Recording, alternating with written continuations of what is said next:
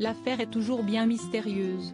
Le comédien Marouane Berreni demeure introuvable depuis l'accident de voiture survenu au début du mois d'août à Mâcon qui a fortement blessé une piétonne auquel il serait impliqué. En rééducation, la victime a témoigné auprès du Parisien, révélant notamment les conséquences pour son jeune fils. Le 3 août dernier, un violent accident de voiture a eu lieu à Mâcon, tout près de la sortie d'une boîte de nuit, sur les coups de 23 heures. À ce moment-là, un 4x4 a percuté une piétonne et son chien. Un véhicule qui a plus tard été retrouvé à quelques kilomètres de là et qui appartient au comédien Marouane Berreni, connu pour avoir joué dans la série Plus belle la vie. Ce dernier ne s'est toutefois pas encore expliqué sur l'affaire. Et pour cause, il est totalement introuvable. Même sa famille, et son ex-petite amie, ont assuré ne pas avoir eu de ses nouvelles. Tandis qu'il est activement recherché par la police et qu'une information judiciaire a été ouverte, la victime, Sandra, s'est quant à elle exprimée à plusieurs reprises.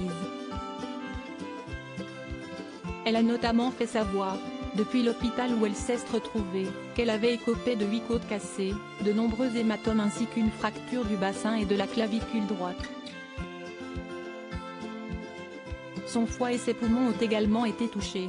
Auprès du Parisien, lors d'une interview parue mardi soir, Sandra a fait savoir qu'elle avait pu quitter l'hôpital. Mais le retour à la maison n'est pas encore pour tout de suite. Elle doit désormais passer 3 semaines minimum dans un centre de rééducation, elle qui ne peut pas rester debout trop longtemps. Une situation des plus difficiles pour la jeune femme qui est coupée de ses proches, et plus particulièrement de son fils de 6 ans. Il est désormais gardé par les grands-parents et Sandra ne peut plus communiquer avec lui que par téléphone, nous apprennent nos confrères. Ma mère lui a expliqué, avec des termes d'enfant, que j'avais été renversée par une voiture, a-t-elle rapporté. Alors forcément, Sandra, encore traumatisée par son accident de surcroît, broie du noir. Les images tournent en boucle dans ma tête, j'ai vu la voiture arriver droit sur moi. Pourquoi ne pas avoir tenté de m'éviter? Les séquelles du choc sont semblables aux étapes du deuil. Au début, c'était les pleurs, la déprime, l'incompréhension. L'éternelle question qui revenait, mais pourquoi? Maintenant, nouvelle étape, cette sensation se transforme en colère. Impuissante, je suis perpétuellement dans la TNT.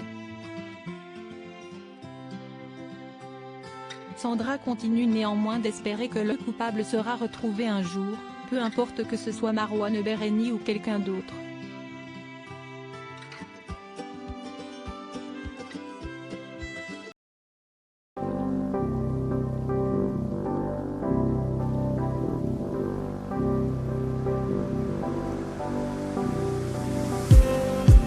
Just